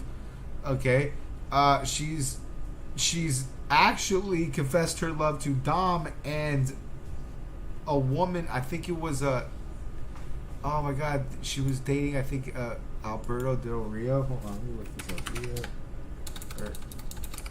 Liv. She was dating Alberto Del Rio. No, it was the girl. Paige? No. Lana? Yeah. Lana. It was Lana. I forget the last name. It was like during this whole wedding segment. It was so long ago. Isn't that Mrs. No. Mrs. Wife is Maurice. Oh my God. Whatever. She's been curved by a guy and a girl. So basically, what I'm trying to say is, my wife's bisexual and very open. And Hold on, what? So, Liv, before you go and hit up Andy, what I'm trying... Never mind. Let me just keep this moving. No. Say what you gotta say, bro. Say it with your chest. Say it with your chest. We're gonna get fucking killed out here. You know what? Yeah, you're right. You're right, Monkey. We're gonna get canceled, and if Brendan hasn't got I'll get canceled yet, for you, though. I mean, I will get canceled for you. You'll get canceled for me? Oh my god, that's so sweet. No, not you, Cody. Oh. Back away. She was 12, I was 30, but anyway. Joe! Anyway. Joe! We definitely gonna... What the fuck? Well, definitely fucking canceled somewhere. Oh, man. We're definitely canceled somewhere. Alright. Let's get to some more boring shit. Zelina versus Zoe Stark. A pre-match interview calls Zelina's wrapped up arm into attention, making sure to let us know she's not 100%. A short match sees Zelina fight her way into an advantage, and she looks to have a 6-9 set up. But Sonya and Shayna interfere in the match. This is thwarted by the Ravers and Lyra coming down to the ring to beat on them. Zelina uses her arm brace to punch down Zoe and land a code red for a pinfall. After the match, Xavier Woods and Adam Pearce are in a back area confirming with each other that Woods versus Carrion is a match next week. There's some bitching going on by Drew McIntyre about the special guest referee situation, to which Adam blows him off. After a commercial break, Alba Fire and Isla Dawn are being interviewed in the back area before Sonya and the gang interrupt them to again assert that they're in control of the division, despite Zoe just losing to Zelina moments ago. Alba and Isla don't seem to be very intimidating. Again, by the way, Isla Dawn's outfit for the evening. My dick's so big it could double as a goddamn backhoe.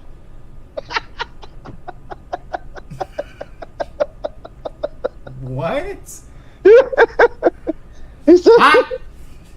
He said his dick's so big he could. Wait, what?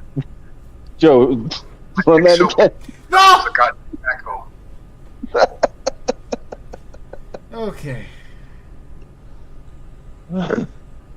I can't believe this. All right, we're at the end. So we get Jay. Brennan's just gonna push it to the limit. Just gonna see how far it goes. That's right. So we got Jey Uso and Sami Zayn versus the Judgment Day. Sami and Jay come from the stands to a Wisconsin yeet job, and we get this match underway not long after. It's a hell of a match. We get a lot of awesome spots. My favorite is 100% the return of the 1D. Dom and Carlito's presences are felt all throughout the match, interfering at every possible opportunity. However, the match is never out of Uso and Zayn's reach. When we get towards the end, however, it seems like everything starts going the Judgment Day's way, and they have Jey Uso on the turnbuckle after he's fought off all 4 members of the Judgment Day.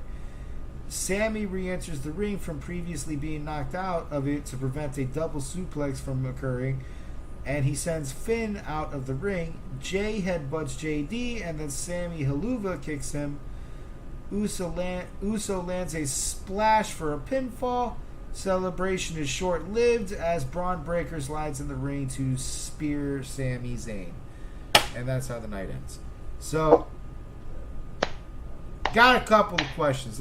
First off, let's speculation time. Let's bring up the handy dandy Notebook.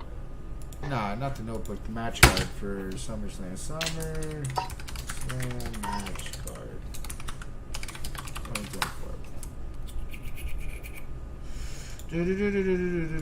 Corn Pop was a bad dude, and he ran a bunch of bad boys. Okay, Joe. So, wait, that's not a fucking. Yeah, okay, that's why it's like that. So, let's talk first about Sami Zayn and Braun Breaker. Please, let's. So, Braun Breaker, I think, takes the belt here. This is where I think the. If he doesn't, then I'm gonna stop. God, I lose all faith. This is where I think the hero run comes to an end for Sami. And it makes Braun needs. It's got to, bro. He's not whooping that dude. He's not beating that guy again. Bro. The first time was like straight fluke. Let's keep it a buck. Underdog using plot armor and stuff in the wrestling ring, which is okay because it's wrestling. That's where they do that at. But you know what I'm saying? Yeah, and it would be better for Braun to win in that SummerSlam. You can't convincingly. Exactly. You can't convincingly put Sami over Braun twice. Not without killing Braun Breaker. I don't know.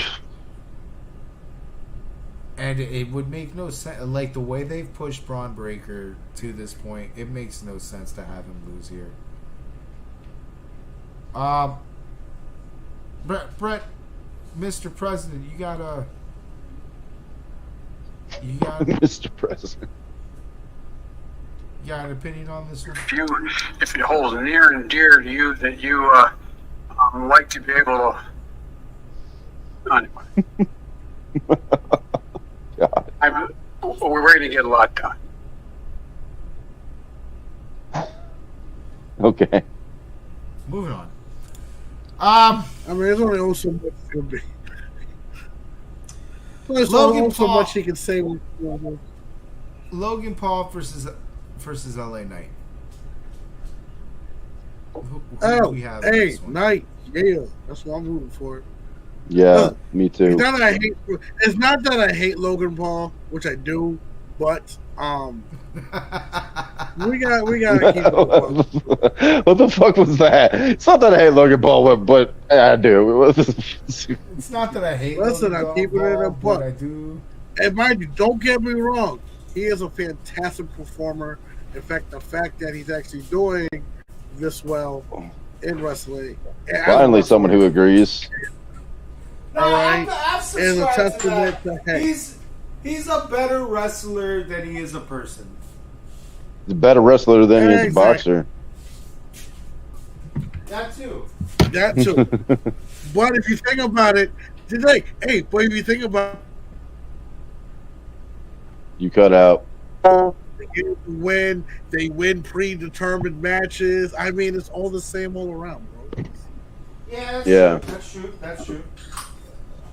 I'm willing to listen. I've always said that I was willing to consolidate Logan Paul's existence to WWE taking a very long build approach to a wrestler, like really building him from the ground zero up. Like the Japan thing, I'm willing to just say that was a WWE angle. They were just character building.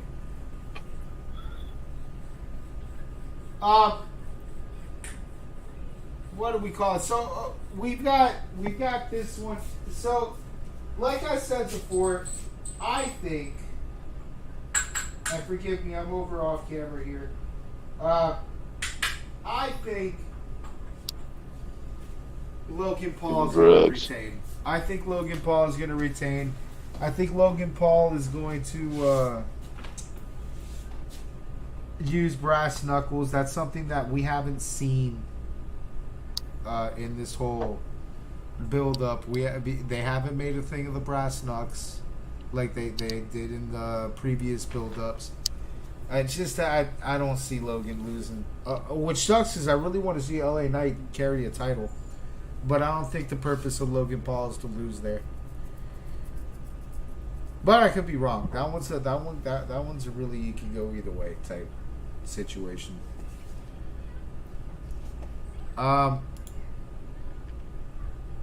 Here's one. Liv Morgan and Rhea Ripley. Where is that one going?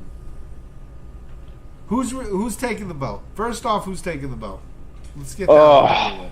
You know, I a part of me wants Liv, and another part of me wants Rhea, because if Rhea wins and Damian retains, then Judgment Day has all the belts, which I kind of want. It'd be cool to see, but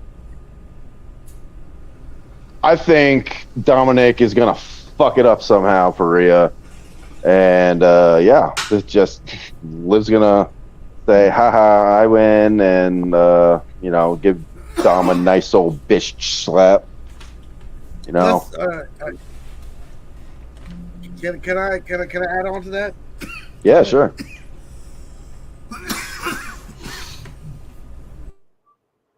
You cut out. Liv. All right. Can you hear me? Yeah. All right. So check this out.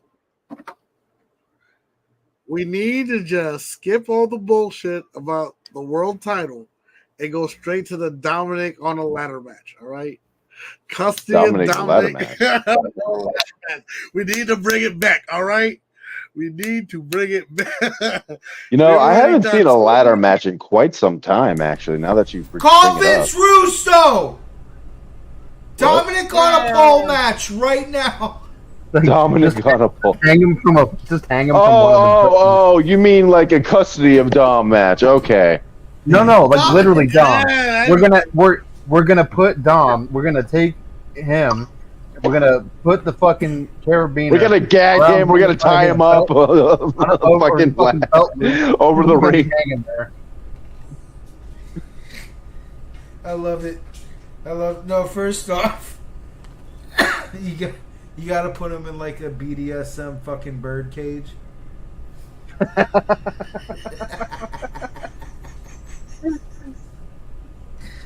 Hey man, we sell those down here. Listen, bro. Birds and bees and whips and chains.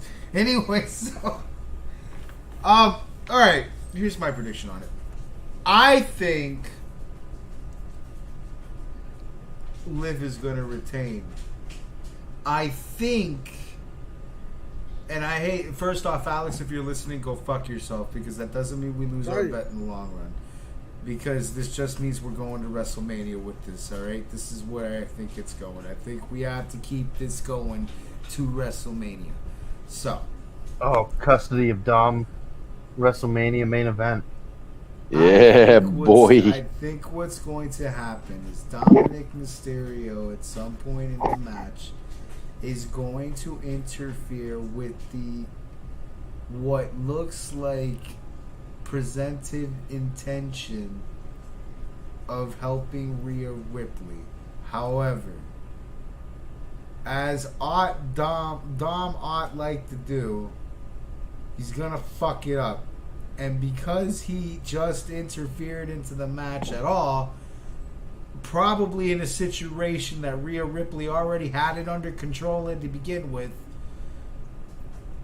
Dom is going to cost Rhea the match in what appears to be an accident. And then this is going to create a 6-month where is Dom type situation where we don't know if we could trust him, or we don't know which girl's got him under his dick. And then when we get to WrestleMania, I think Rhea Ripley's taking the title back.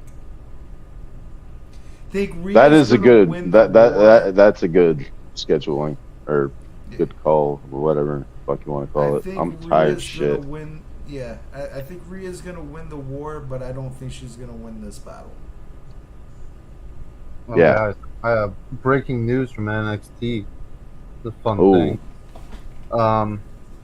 Next week, live in concert. Yo, no way! What? Yes! What? Joe Hendry? Tell me it's... Say his name, goddammit. Say his name. Joe Hendry, yes! live concert next week.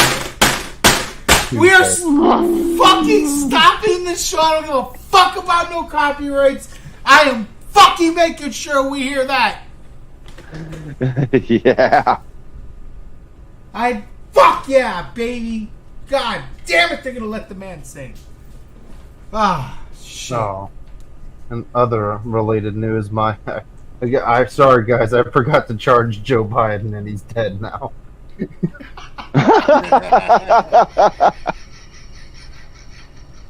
I don't know where the charger is. Oh, you mean he got to die? He got COVID. His phone's about to die. The fucking other phone is taking the presidency. The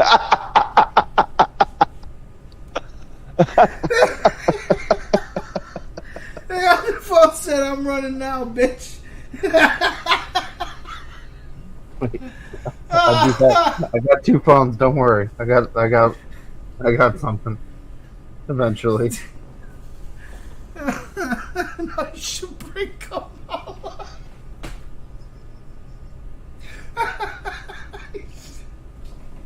Kamala comes back like, "Hey guys, I'm here now." Oh fuck! All right. Sorry, Jesus Christ. This is a show of complete ADD. This is almost. This is complete ADD, huh? This is the worst organized podcast in the history of podcasts. Hey, we're just getting started, all right? No, I can't say that. I watched Locale Live. Those guys are pretty fucking unorganized. Yeah, so that's where I see the real thing. We're at Bailey, Nia Jax. This is the other one. This is another one I'm very interested in, because where the fuck do we do with what? Who's gonna have the belt is really what I'm more interested in, because Tiffy has a briefcase, and this is Nia's cash-in for her Queen of the Ring opportunity. So, what first before I give my pick, what do we think is going down at SummerSlam? Nia's gonna lose and Tiffy's gonna cash in. That's simple. All right. And if Nia wins, then Tiffy's gonna cash in on her. I don't know. No, like the person who takes the title, like, you know, Nia wins it at SummerSlam and say she loses it at Survivor Series, then Tiffy comes in with Money in the Bank briefcase, all said and done, blah blah blah. But yeah. I actually am glad that they changed the briefcase, or that they're gonna change the briefcase, because I did not see that Vought label going well with Tiffany Stratton. I want them to change it like they did for Damian Priest. It's gonna be Miss Money in the Bank, and it's gonna look pretty. It's gonna be Tiffy in the Bank, and it's gonna have bedazzles on it and unicorn. Like, stop. Tiffy's totally going ham on that briefcase. Oh yeah. What? Hold on. Do you think it'll be hot pink or neon green or purple? It's gonna be pink. No. Hold on. Last year's was purple, so it's gonna be pink. The real question is it's SummerSlam. We know what actually happens, or usually happens during SummerSlam. Who's coming back? Is Roman coming back? Oh yeah, probably. Well, there's usually one every year. There's usually one big comeback every year. I haven't gotten to it yet, but let's skip up a little bit and get to that one. Cody Rhodes and Solo Sikoa is the relevant match to this topic. So we'll get back to that other match in a second, but man, I'm just waiting for Roman to show up, bro. Roman needs to show up in like an endings match or something, dog. So I'm tired of Solo, dog. I'm ready what Fucking great value, fucking bloodline. Great value bloodline. what I Flood think line. is gonna You happen know what I'm saying? is this week on SmackDown. This week on SmackDown. Now, I could be wrong, but have a feeling. We're going to see Jey Uso. Because Cody Rhodes is now out of people. They've killed Randy Orton. They've killed Kevin Owens. Joe Hendry's slated for a fucking concert, so he's busy. I have an insane feeling Jey Uso's gonna show up on SmackDown. And then after him and fucking Solo get into it, because Jay's gonna probably go for his 2-piece on Solo. He's gonna get his ass beat. He's gonna get sent off. They probably won't kill him because they already did that before. Then when we come to SummerSlam, in that match, the Bloodline's going to interfere. Then Jey Uso is going to interfere. Probably one of, or not both of, Kevin Owens and Randy Orton will interfere. All of these guys are going to die.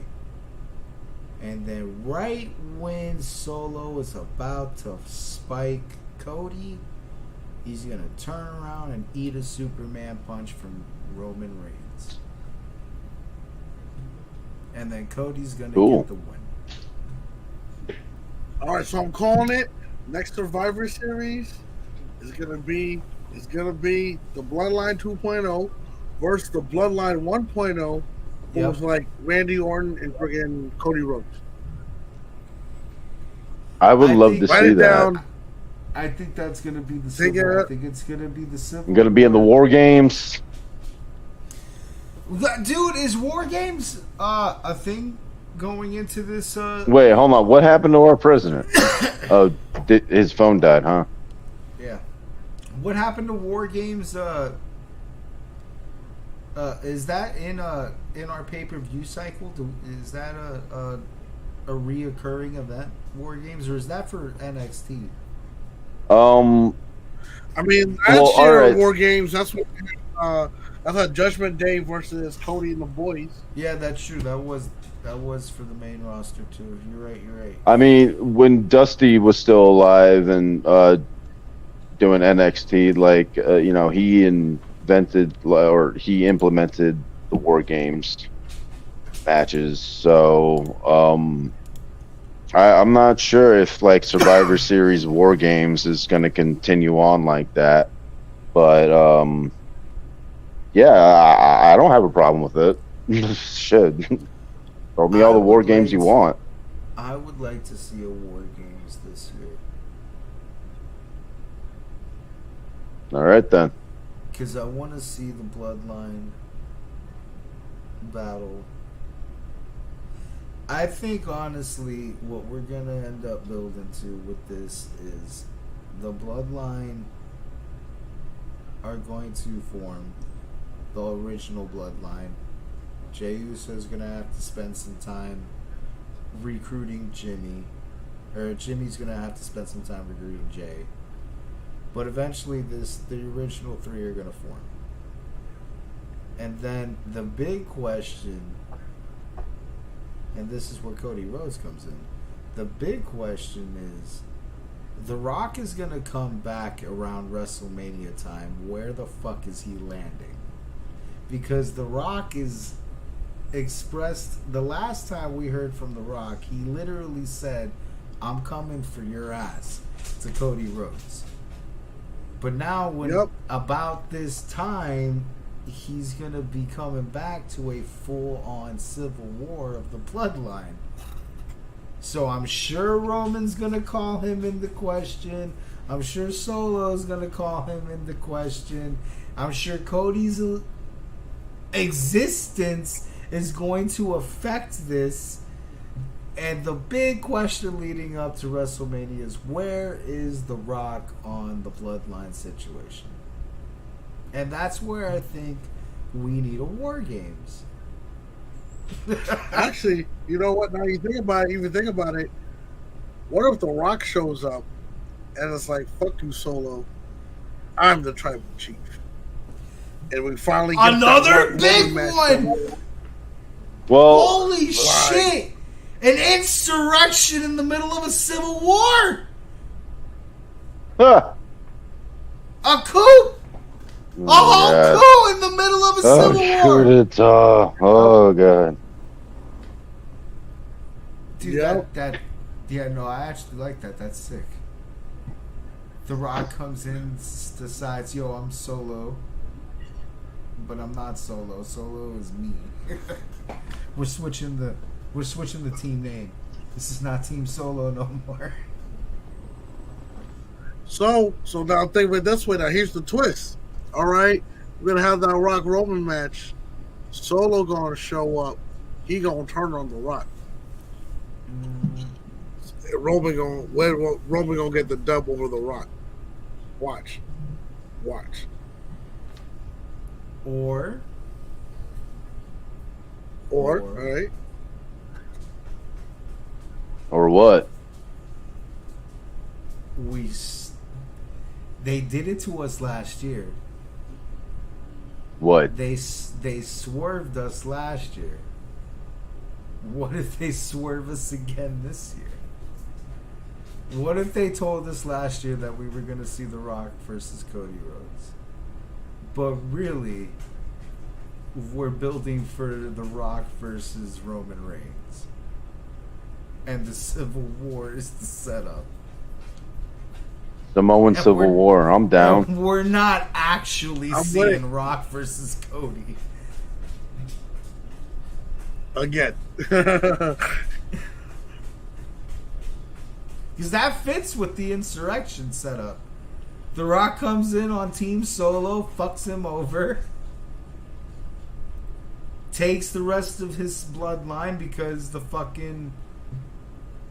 allegiance will be to the elder, the person higher up in the family chart.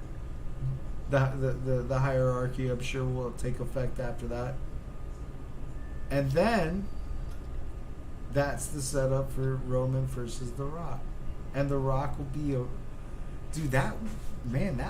if The Rock is anything like he was when he was fucking being the final boss to Cody Rhodes, imagine if he was doing that to Roman Reigns. Oh my god. Oh my god. Well, on that note, guys, I'm gonna go to bed. I'm tired. Yeah, it's 2 hours. We did a good job. This is a good podcast. Oh yeah. We did it, guys. Yes, it is. I'm glad I was able to be productive and stuff with it. So round of applause, everybody.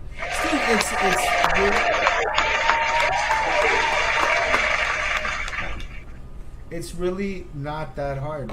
The StreamYard setup, pretty easy, very user friendly. All right, so next week we'll do WWE on Wednesday, football on Tuesday, because we're gonna have a bunch of football shit to go over. All right, see y'all later. Like, subscribe, follow, fucking all that shit that podcasters say. By the way, you're saying, go ahead and peep the name right here. You know what I'm saying? On Twitch, Twitter. You know what I'm saying? How's your boy? Follow people. How to do my? That's right. Yeah. Spread the word. Follow people and like their things. That way they can do more things. All right. Yeah. Spread the word like herpes. Good night. Later. Joe Biden died. He says sorry he's not going to be returning. So next week we will probably see somebody else. Later, people. Have a good night. Later. But you don't have to take my word for it.